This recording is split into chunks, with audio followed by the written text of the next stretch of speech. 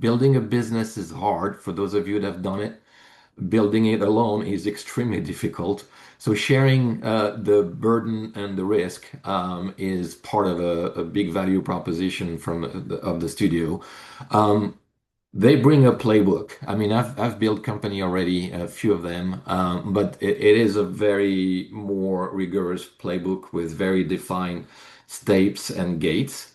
And that's very helpful because it brings to a solo entrepreneur, it brings kind of the structure that you need to move ahead. It's an honest gatekeeper.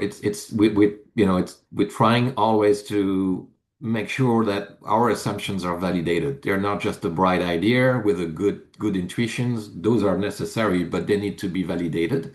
And the studio play that role of keeping me honest with my idea, with the size of this idea, with the size of the pain. As entrepreneur, you're overly optimistic, so a little bit of reality helps with the development of the business. It's a sparring partner, so I'm not alone here in my beautiful office in San Francisco. I have someone that I can exchange idea, doubts, and I'm doing that on a daily basis with the studio.